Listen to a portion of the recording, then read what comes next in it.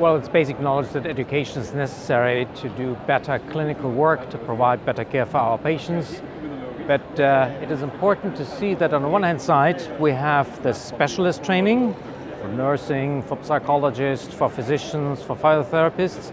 But in the end, the change and the impact for our patient will come if all doctors, all physiotherapists and psychologists have a basic knowledge about pain medicine, so that pain medicine is not segregated from the rest of medicine, but is an integral part of all disciplines and professions. So this is a very important task and project we have, and this is why many of our educational initiatives are directed to provide and disseminate this kind of general pain medicine knowledge.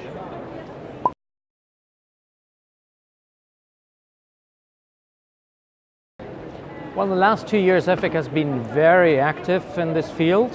So we have now curricula defining the philosophy, the contents, and the scope of pain medicine for psychologists, physiotherapists, doctors, and for medical students and residents.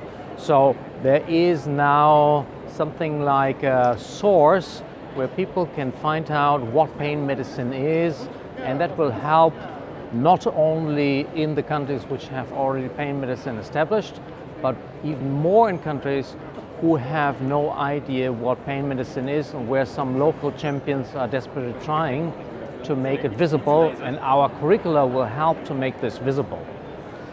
In addition to the curricula, we have diplomas.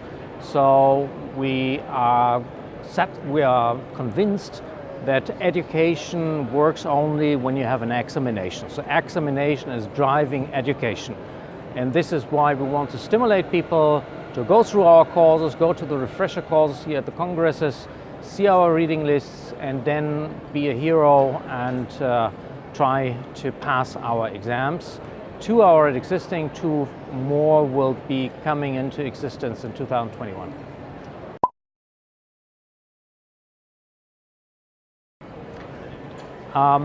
Our curricula are intentionally designed not only to cover learning objectives in the classical way. They are meant to provide the reader and the one who is made himself on the way to learn to have competences, and they're all patient-centered. So our main focuses is what we call multimodal approach to pain management. So we include the biopsycho and social perspectives and dimensions of pain into our curricula, and this, to my mind, always includes the patient perspective.